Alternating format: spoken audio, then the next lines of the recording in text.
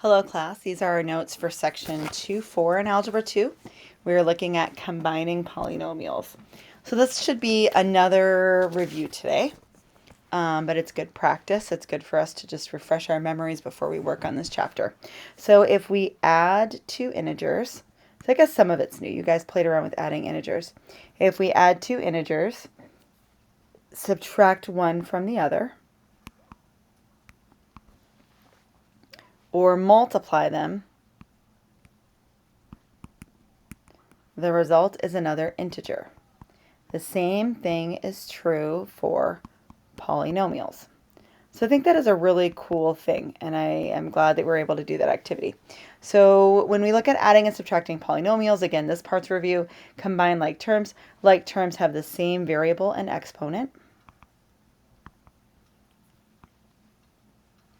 When subtracting polynomials, distribute the negative first. That's the mistake people always make.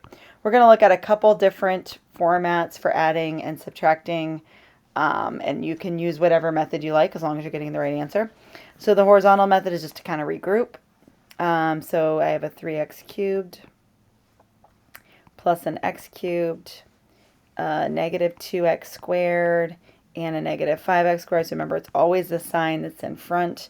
My last set, let's see, I have a 4x, no like term to go with that, and then I have a minus 6 and a plus 3. And then so you got it all kind of laid out, we can add together 4x cubed minus 7x squared plus 4x minus 3.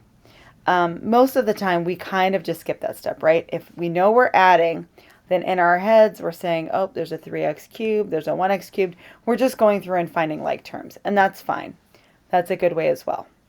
This vertical method is kind of cool, and it works well. I don't know, I kind of like it actually for multiplying. I'll show you it for multiplying. For something like this, I probably wouldn't rewrite it, but it does help a lot to get your like terms together. So I'm going to write down the first polynomial. The second one, I'm going to write it underneath, and I'm going to line up my like terms in columns. So when I go to write the x cubed, I put it underneath the other x cubed. Minus 5x squared goes underneath the 2x squared. And then the plus 3 I put out at the end, and then I'm adding those together. And so it's kind of like having a 10 or hundreds or tens in ones place, like when you're adding numbers together. So first I'm going to add my x cubes. That's a 4x cubed minus 7x squared. The 4x doesn't have a like term, so I just make it 4x. The negative 6 and the 3 is a minus 3. So if I had to copy problems out of a book, anyway, I'd probably just write them in the vertical format is what I'd probably do. Otherwise, I probably wouldn't mess with it. Like on this one, I need to go ahead and distribute my minus sign anyway. And so while I'm doing that, rather than rewrite it and do the horizontal method, I would probably just write it vertically. So I'm going to write down 7x cubed minus 6x squared minus 3x plus 7. We really don't care what you do, though, as long as you're getting the right answers on these guys. And then remember, we got to distribute the negative, so it's a negative 6x cubed now, and a minus 3x squared, and a plus 7x, and a minus 7. And because I've distributed that negative sign, now I'm just adding everything again. That's really what we want to do. We want to add, we don't want to subtract. So this is going to be a positive x cubed minus 9x squared, and a plus 4x, and oh, look at that, the 7s are going to zero out. So if you don't like that, we don't care. If you would just prefer to distribute a negative, I mean, honestly, that's mostly what I do.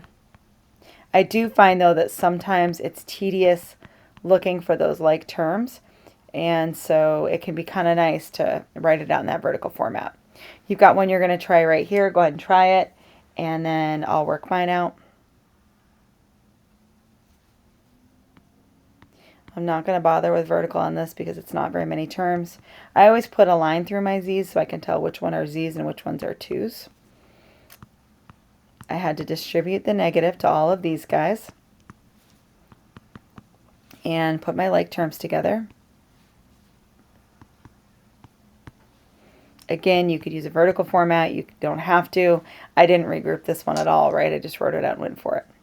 So multiplying, you can distribute or use a box method. So remember, the box method is always an option. That means I would put the factors, the 3a and the b, the a and the b on the outside. And then to get what's in this box, I would multiply 3a times a, so 3a squared. To get what's in my next box, I'd multiply 3a times b, so 3ab. This is an ab, this is ab squared, and we get 3. Then I look at what's inside the boxes, right? That's my answer. So first I have this guy, and then I'm going to add these together, and then I'm going to have this one. So I just kind of write them in order. So 3a squared plus 3ab plus another ab is 4ab plus b squared. You don't have to use the box method, okay? You could also do vertical format for this one. So I'm going to show you what vertical format would look like when I'm distributing x times all of these guys. I'm going to go ahead and write that out. That's going to be a 3x cubed, a minus 2x squared, and a plus 4x. So I basically just like up the x factor in all of those, right? They all have an extra power of x. And then when I go to distribute the 3, I'm going to write it underneath. And I'm going to line them up. So 3 times 3x squared would be 9x squared. I'm going to write it here. 3 times a minus 2x is a minus 6x. 3 times 4 is plus 12. So I'm showing you more than one method because I feel like you have a pretty good handle on this anyway, and I really want you to be able to choose what you do. The box method is kind of nice because we're going to be using it for factoring and other things we do. So there's our final answer. Got some more on the back. Now we've got multiplying 3 different binomials together. You can't do them all at once. You have to multiply 2 and then by the other one. So I like distributing with the small one in front. So I always multiply these 2 together first and then by the one that's in front. And that's just my preference. So this means I'd have an x minus 5 times, and then I'm going to multiply the other ones out, just FOIL them out. So x squared plus 3x plus 2x plus 6. And then I'm going to, oops, I have no idea what happened there. I don't normally do this, and I've been doing this a lot lately. Keep the x minus 5, simplify my parentheses. I always want to simplify before I start doing a lot of work. You might be able to skip that first step. You might just kind of look at those 2 binomials being multiplied, and you might kind of figure out what's going on by now and how to do that quickly. So now I want to go through and distribute x to all of them. And this is where I could switch to vertical. I could switch to a box method at this point. It might be nice to just set up a box method for this. Again, I don't care really how you're doing it as long as you're getting a right answer and I can see some kind of work. If your right answer is just to like write it down with no work at all off of photo math, then you're doing it wrong.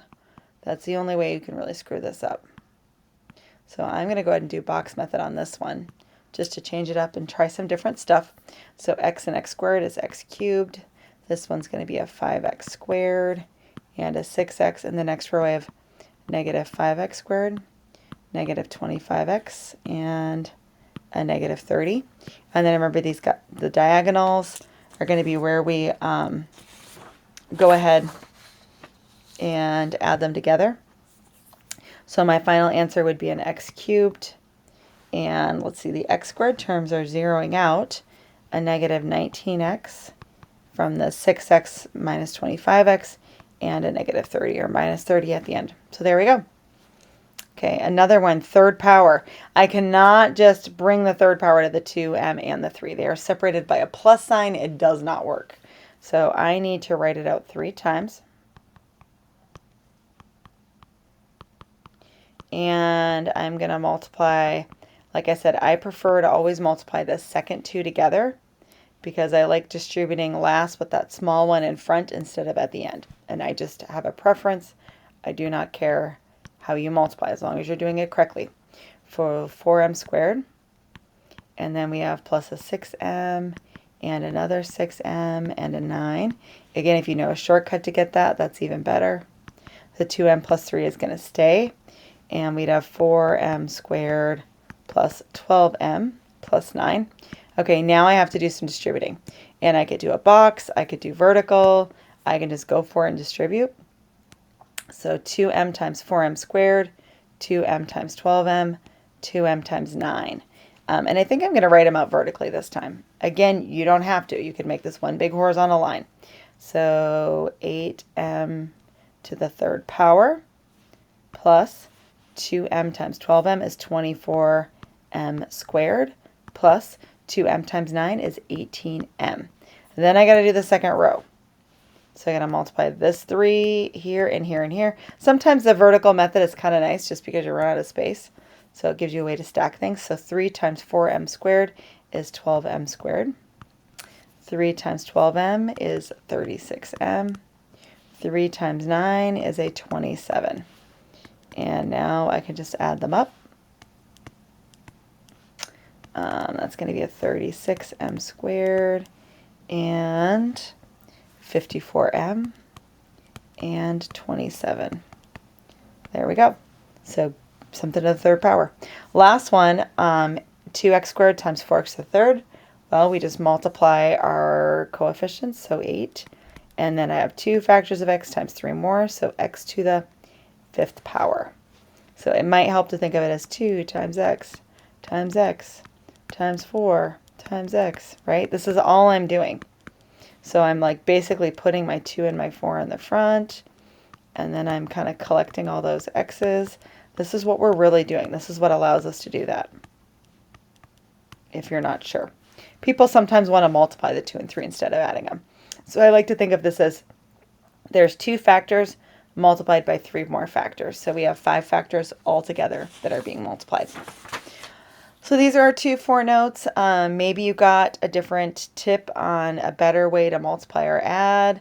The big thing, I think, is these negative signs in front of parentheses. Don't forget about those. We have to distribute them to everything.